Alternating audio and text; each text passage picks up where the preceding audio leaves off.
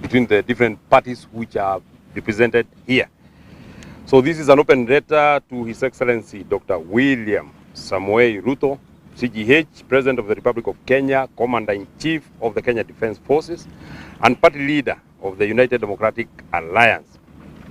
It is titled, "Let us stop the pretense, Mr. President. Government is not propaganda."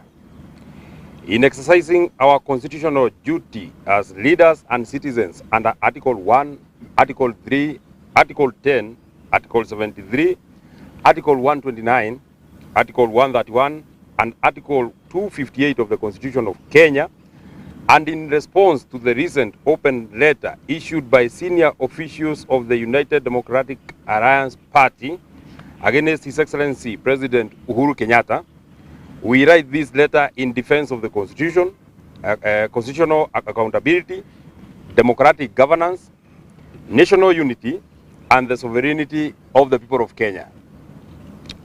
Acting in our constitutional duty and on behalf of Kenya, we address you on matters of urgent national concern. Your Excellency President Dr. William Samoei Ruto, President of the Republic of Kenya, Commander-in-Chief of the Kenya Defence Forces, and the party leader of the United Democratic Alliance, we write to you directly because the letter issued by the chairperson and the Secretary General of the UDA party was not merely a party communication. It was a political statement issued by officials acting under your authority within a party that you lead in defense of an administration over which you preside. In constitutional democracies, responsibilities cannot be delegated downward when power is exercised from the top. I welcome the Honorable Jane Kiara to read the second part.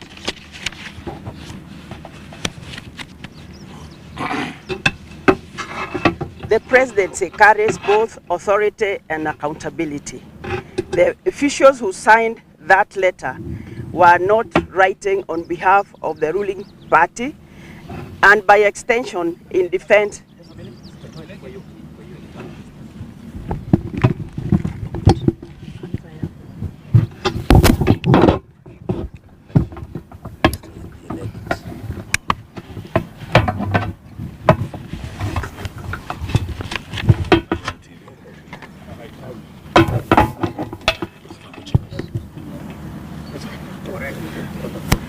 The presidency carries both authority and accountability. The officials who signed that letter were writing on behalf of the ruling party and by extension in defense of your government. The buck stops with you, therefore. Indeed, one of the defining obligations of presidency is accountability. A president may delegate functions, but he cannot delegate responsibility. Those who speak in defense of your administration may carry your message, but they cannot carry your constitutional duty. That duty remains yours alone. That is why this response is addressed not to the party officials, but to the President of the Republic of Kenya. The letter issued by UDA was reckless, insulting, diversionary, and deeply disappointing. It was not an act of courage. It was an act of panic. It was not a defense of government performance. It was an admission that your administration has run out of explanations for the growing frustrations of the Kenyan people.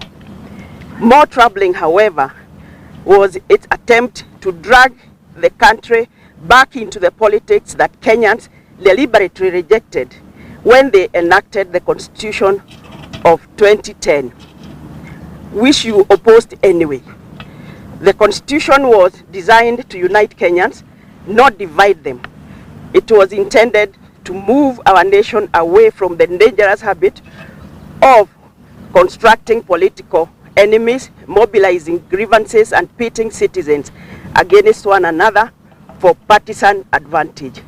Kenyans have painful historical reasons to be worried whenever political leaders revive narrative that divide citizens into opposing camps.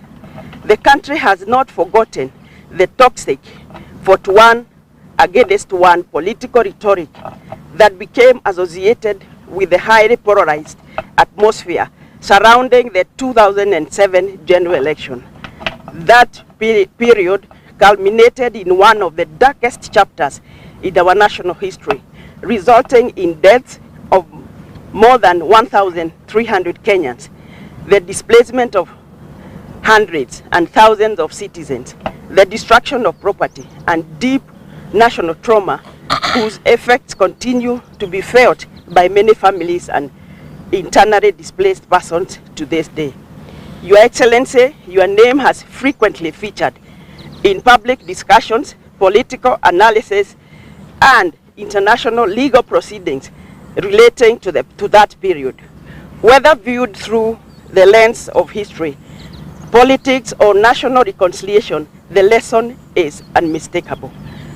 Responsible leaders must exercise the utmost caution when deploying rhetoric that risks reviving old divisions or encouraging citizens to see one another as political enemies other than fellow Kenyans. The Constitution of Kenya 2010 was adopted precisely to ensure our nation never again travels down that dangerous path. So we invite the Honorable Mwenje to read that part.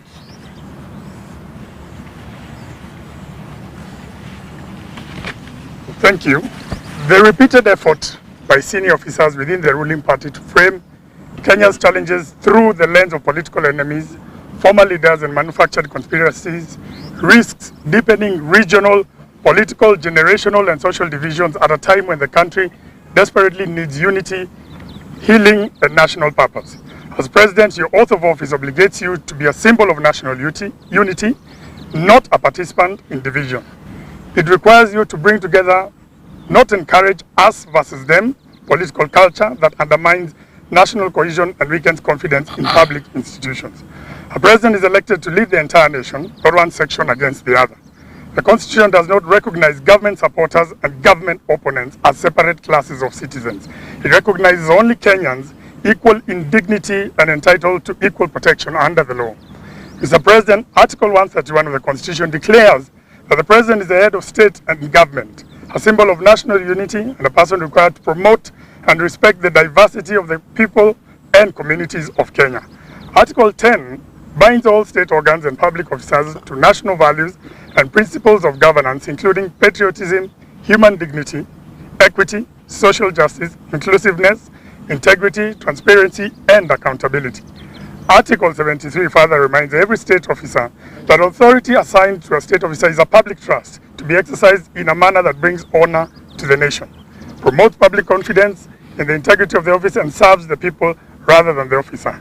The oath of office was not an oath to propaganda. It was an oath to blame retired leaders. It was an oath to insult citizens, former presidents, or critics. It was an oath to reopen political fault lines that Kenya has struggled for decades to overcome. It was an oath to protect, defend, and uphold the Constitution and to serve all the people of Kenya. That is why we ask you directly, is the insulting letter issued by UDA the official position of your party and your government? If it is, then Kenyans must know that your administration has abandoned the statesmanship expected of the presidency and embraced a style of politics that diminishes the dignity of the highest office in the land. If it is not, then you have a constitutional and moral duty to disown it.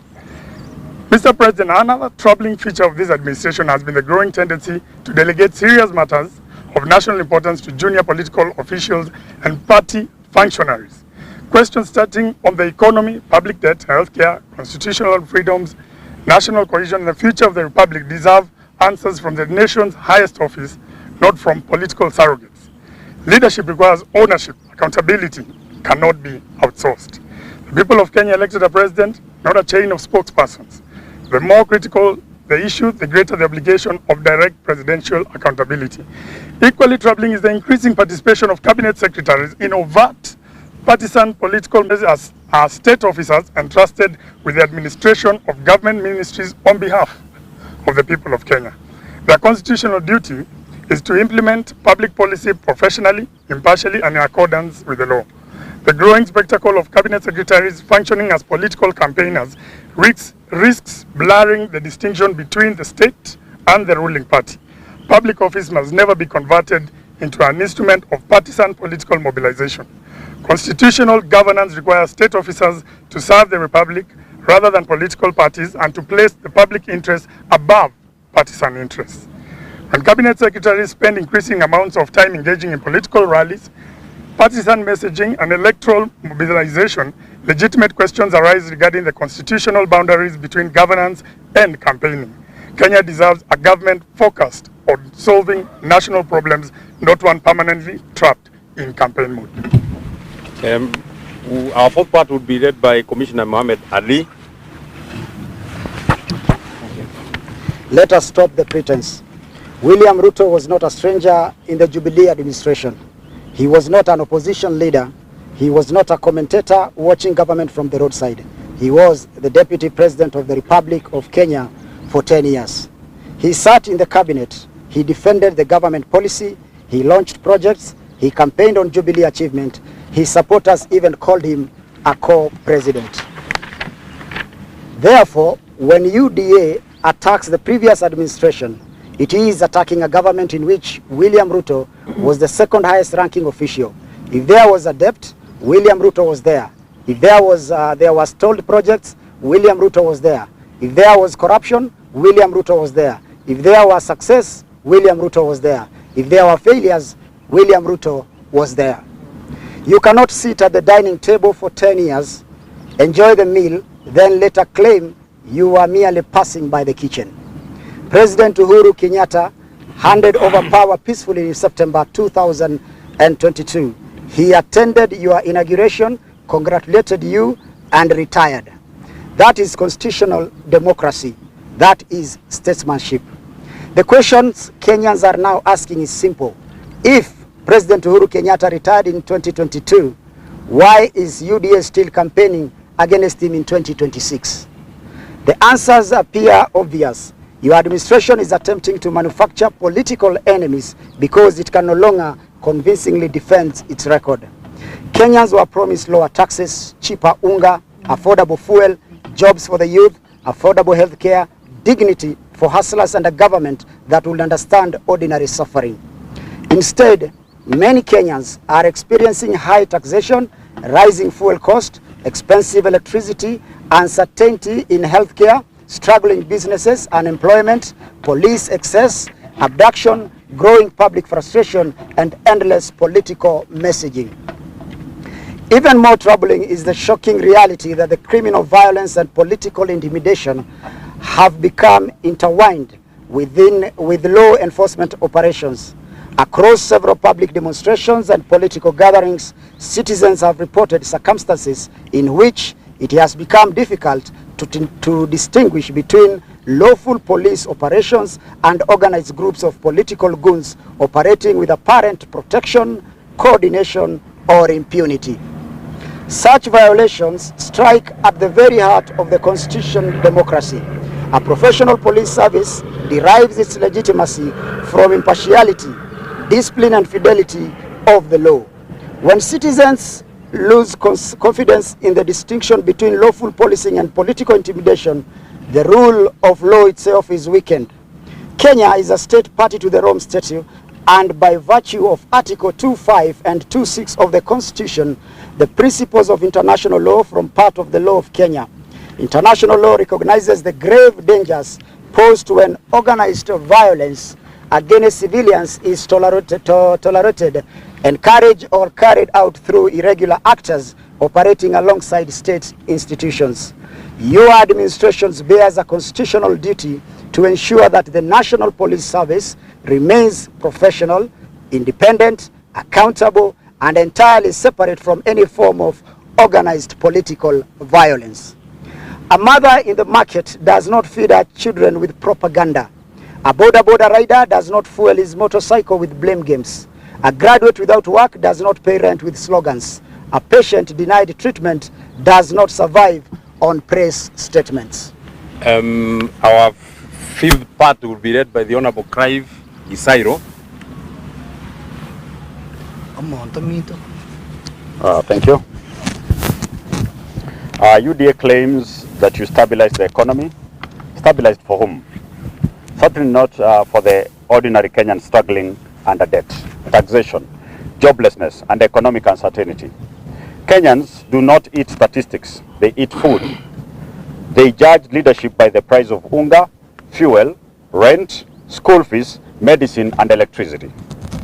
On agriculture, UDA boasts about fertilizer, while many farmers continue to struggle with costly inputs, weak markets, inadequate extension services, and declining purchasing power. On coffee, your party conveniently overlooks reforms initiated before your administration, including the Cherry Revolving Fund, reforms at new KPCU, and measures aimed at strengthening direct sales mechanisms. On healthcare, your government dismantled NHIF and replaced it with a social health authority system. Whether intended as a reform or not, the implementation has generated confusion and uncertainty among patients, hospitals, and families trying to understand coverage, payment obligations, and accountability. Article 43 of the Constitution guarantees every Kenyan the right to the highest attainable standards of health. The right cannot be secured through confusion and public relations campaigns. On education, parents, teachers, and students continue to face uncertainty. CBC and CBET remain difficult for many families to navigate. Universities remain under pressure. Students continue to struggle with funding. Teachers remain overstretched. School fees continue to burden households. On affordable housing, Kenyans are not opposed to decent homes. What they reject is compulsory deductions, exaggerated claims, and insufficient transparency. If the program is succeeding, publish the full record. How much has been collected, how much has been spent, how many units have been completed, how many are occupied, who owns them, and how many verifiable jobs have been created. Article 201 of the Constitution requires openness, accountability, and prudent use of public money. Public funds are not campaign material. They are taxpayers' money.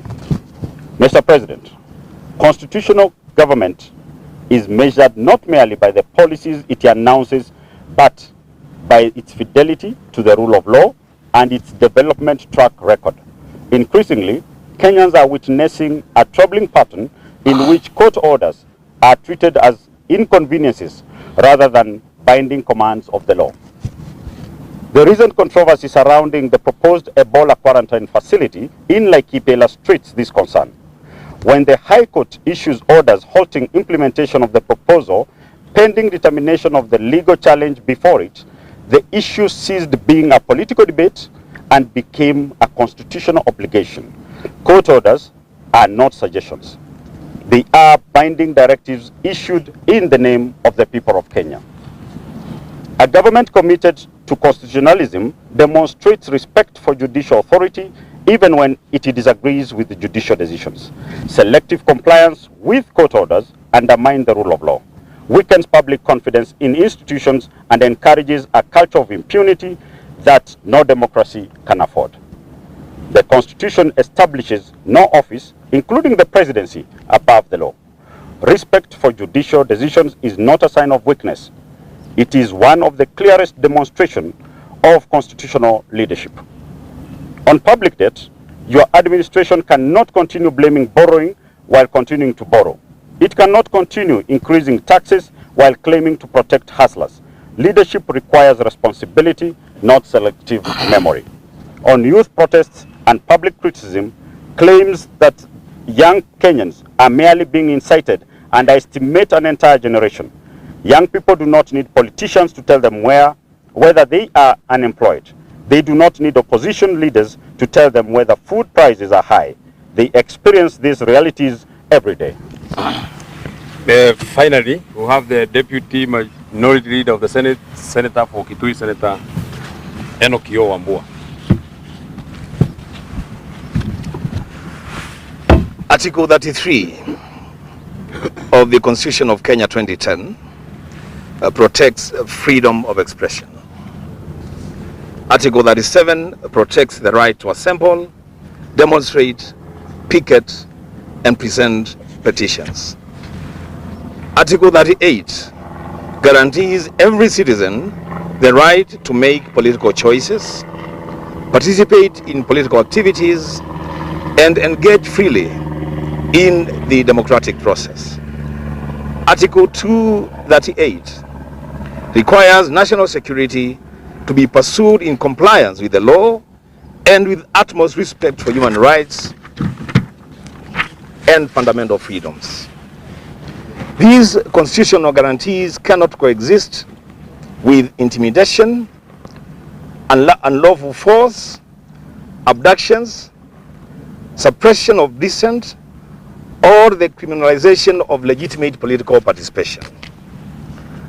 A government confident in its record responds to criticism with answers. A government that responds primarily with insults, threats, arrests, or intimidation signals insecurity, not strength. Mr. President, Kenya needs a unifying leader at this moment in its history. It does not need new political enemies. It does not need fresh divisions. It does not need a return to the habits that have previously endangered national cohesion. The presidency must remain above factional warfare. It must speak for all Kenyans, including critics, opponents, dissenters, and those who did not vote for the government. That is the essence of constitutional leadership. The president is not elected to lead one side of the nation against another. A president is elected to lead the nation itself. The Constitution does not permit government by propaganda. It demands accountability. Chapter 6 does not permit arrogance in public office. It demands integrity. Article 129 reminds all who hold executive authority that such authority is derived from the people of Kenya and must be exercised for their benefit. Power belongs to the people. You are merely its temporary trustee. The Constitution demands government by law, not government by political convenience.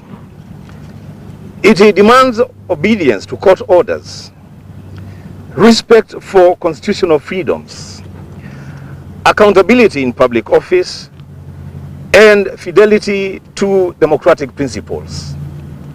No administration can credibly claim commitment to constitutional governance while simultaneously tolerating impunity, undermining judicial authority, permitting abductions, allowing public institutions to be drawn into partisan political warfare, or creating circumstances in which citizens struggle to distinguish between lawful policing and organized political intimidation. Kenya's democratic future depends upon strong institutions, respect for the Constitution, and unwavering commitment to the rule of law. These principles are not optional. They are constitutional obligations binding upon every holder of public office, including the president. Therefore, we tell you plainly, Mr. President, stop hiding behind UDA officials. Stop outsourcing insults. Stop blaming retired leaders. Stop campaigning against the past. Start governing the present. Kenyans, Mr. President, did not elect you to write letters to Uhuru Kenyatta. They elected you to lower the cost of living, create jobs, support farmers, improve healthcare, strengthen education, protect constitutional freedoms, and restore hope. If your administration has performed, let the lives of Kenyans testify. If the economy has recovered, let households feel it. If jobs have been created, let young people find those jobs. If healthcare has improved, let patients experience it. If agriculture has been revived, let our farmers confirm it. If housing has succeeded, let completed and occupied homes speak.